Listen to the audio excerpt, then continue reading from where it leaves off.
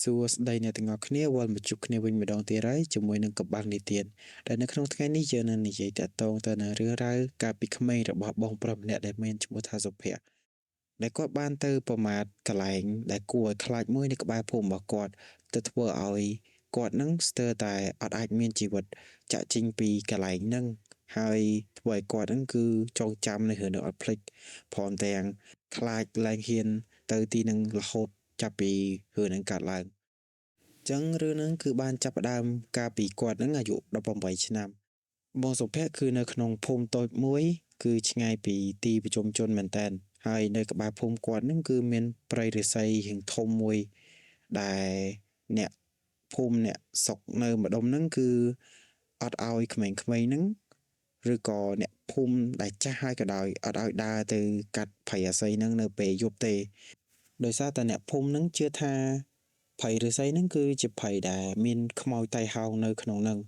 ដូច្នេះហើយគឺវាគួរឲ្យខ្លាចក៏ដូចជា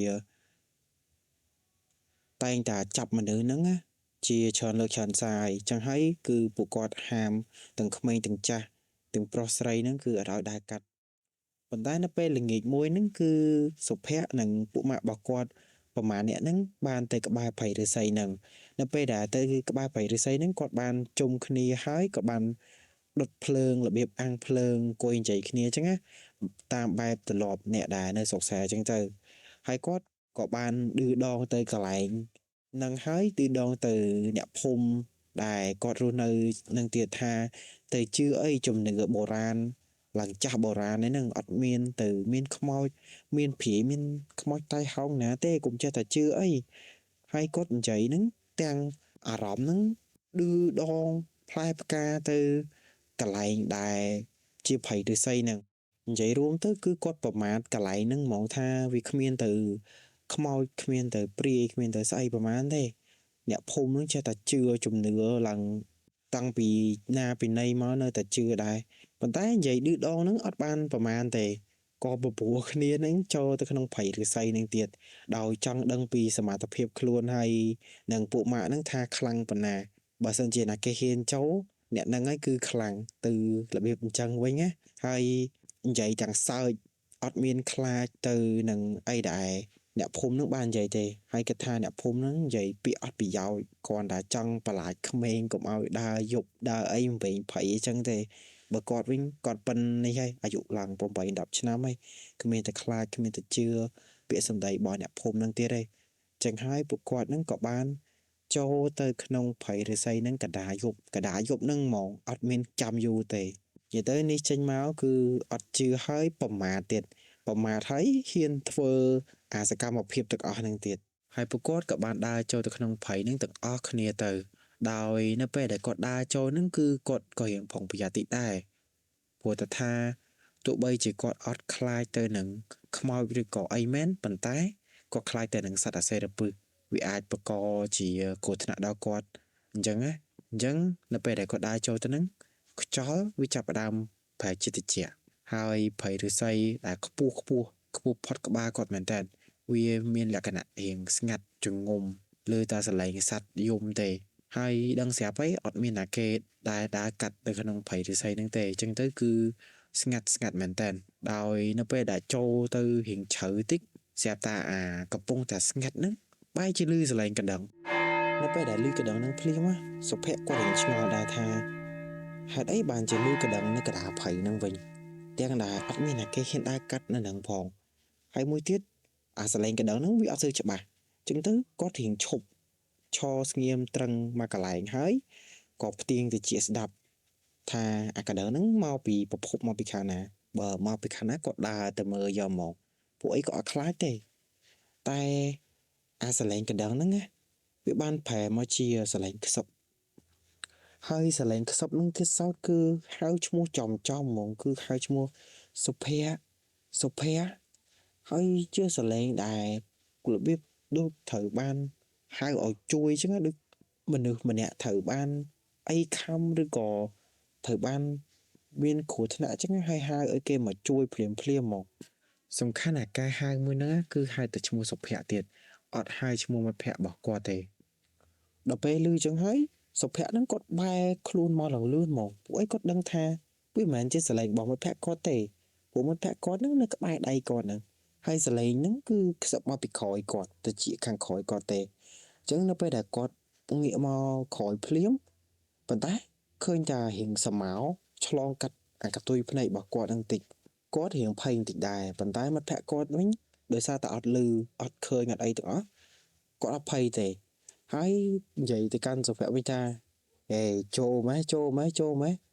ខែងអត់ខ្លាចទេឥឡូវមកធ្វើមុខរៀងភ័យអញ្ចឹងគ្រាន់តែខ្យល់ត្រជាក់នេះសោះមើលចឹងចាស់ចាញ់ចង់ចេញពីភ័យហ្នឹងវិញហើយមែនប៉ុន្តែមិត្តភក្តិគាត់ហ្នឹងកំពុងនិយាយអត់ទាន់ចប់ទេមាននៅសលេងពីក្រោយខ្នងគាត់មួយទៀតដូចសំឡេងឫស្សីដែលវារត់ប៉ះគ្នាអញ្ចឹងព្រឹកហើយគាត់បែរក្រោយម្ដងទៀតប៉ុន្តែនៅពេលដែលគាត់បែរក្រោយនេះវាមិនមែនត្រឹមតែជាសមោដែលគាត់ឃើញដូចមុនហ្នឹងទៀតទេលើកនេះគាត់ថាគាត់ឃើញច្បាស់មែនតើហ្មងជាមនុស្សចាស់ម្នាក់របៀបថាយាយចាស់ម្នាក់សក់សហើយអត់មានភ្នែកទេភ្នែកគាត់មិនអត់មានទេគឺរបៀបភ្នែកសក្បោះហ្មងអត់មានប្រស័យភ្នែកទេហើយស្គមស្គាំងពាក់អាវសទាំងអស់ហ្មងរបៀបថាស្លៀកសពាក់សហ្មងហើយបាននិយាយទាំងសលេងស្ងួតថាគ្រាន់តែនិយាយចប់ភ្លាមគឺបានហោះមកហៅសុភ័ក្រនិងមិត្តភក្តិរបស់គាត់ភ្លាមមកហើយមិត្តភក្តិរបស់គាត់ម្នាក់ហ្នឹងគឺគាំងយកហ្មងប៉ុន្តែម្នាក់ទៀតគឺអត់អីទេអញ្ចឹងហើយគាត់ដែលជាអ្នកមើលឃើញព្រមទាំងមិត្តភក្តិរបស់គាត់ដែលអត់អីហ្នឹងចាប់ដៃមិត្តភក្តិម្នាក់ទៀតហ្នឹងរត់ចេញពីព្រៃអាស័យហ្នឹងភ្លាមហ្មងតែរត់យ៉ាងណាក៏រត់អត់ផុតដែរអាស័យហ្នឹងដូចមានអារម្មណ៍ថាវារត់ធ្វើឲ្យគាត់ហ្នឹងវែងផ្លូវអាមិនទេ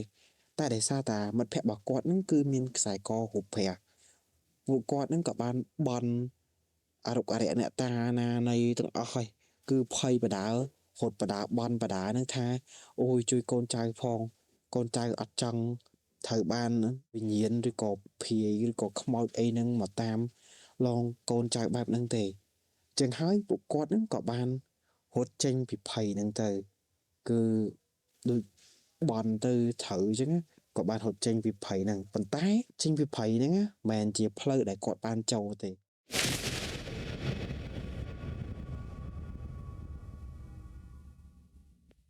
គឺទៅកន្លែងណាផ្សេងទៅឆ្កុយទៅដល់ពេលចឹងហើយគាត់ថាគាត់វែងផ្លូវមើលទៅពួកអីចូលផ្លូវហ្នឹងរត់ចេញផ្លូវហ្នឹងដូចគ្នាប៉ុន្តែវាអត់ចេញទៅភូមិគាត់វិញបែរជាចេញទៅកន្លែងដែលគាត់អត់ស្គាល់តែគាត់នៅតែបន្តរត់ទៀតពួកអីគាត់ខ្លាចវិញ្ញាណដែលនៅក្នុងព្រៃឫស្សីហ្នឹងគឺដេញតាមគាត់តទៀតដល់អញ្ចឹងហើយក៏គាត់រត់ទៅដល់វត្តមួយព្រោះគាត់រត់ចេញពីព្រៃអាស័យហ្នឹងហើយក៏ឃើញវត្តមួយនៅពីចម្ងាយអញ្ចឹងហើយក៏រត់ទៅដល់វត្តហ្នឹងនៅពេលដែលរត់ទាំងភ័យទាំងខ្លាចទៅដល់វត្តហ្នឹងគាត់ក៏បានទៅជួបនឹងព្រះសង្ឃមួយអង្គដែលនៅក្នុងវត្តហ្នឹងហើយដល់ពេលឃើញ3នាក់គាត់រត់ទាំងទៅហេតុទៅហប់អញ្ចឹងហើយលោកបងដែលជាព្រះសង្ឃហ្នឹងក៏បានសួរទៅ3នាក់ហ្នឹងថាកើតអីញោមអញ្ចឹងទៅមានរឿងអីរត់មិនក៏រត់ហត់ទៅហក់ម្លឹងកើតអីមានជួបបញ្ហាអីមែនពួកគាត់ទាំង3នាក់ហ្នឹងក៏សម្រួលអារម្មណ៍ហើយក៏ប្រាប់ទៅព្រះសង្ឃវិញថាគាត់បានជួបនៅយាយចាស់ម្នាក់ដែលនៅក្នុងព្រៃអាស័យនឹងតាមគាត់និយាយទៅគឺហៅគាត់ឲ្យទៅនៅជាមួយហ្មងដោយលឺអញ្ចឹងហើយព្រះសង្ឃគាត់ក៏បានប្រាប់ទៅវិញថាព្រៃអាស័យហ្នឹងគឺជាព្រៃនៃខ្មោចតៃហោងព្រោះតែកាលពីច្រើនឆ្នាំមុនគឺមានលោកយាយម្នាក់បានដើរកាត់ទៅក្នុងព្រៃហ្នឹងដើម្បីឆ្លងទៅភូមិ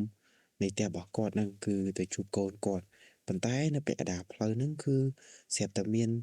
បុរសម្នាក់មាឌធំហ្នឹងគឺហក់ចេញមកពីព្រៃអាស័យហ្នឹងហើយចាប់លោកយាយហើយសម្លាប់លោកយាយគឺបោះសាកសពចោលនៅក្នុងព្រៃហ្នឹងមកដោយសារតែប្លន់លោកយាយយកលុយព្រោះតែដឹងថាលោកយាយហ្នឹងគឺមានលុយយកទៅឲ្យកូនរបស់គាត់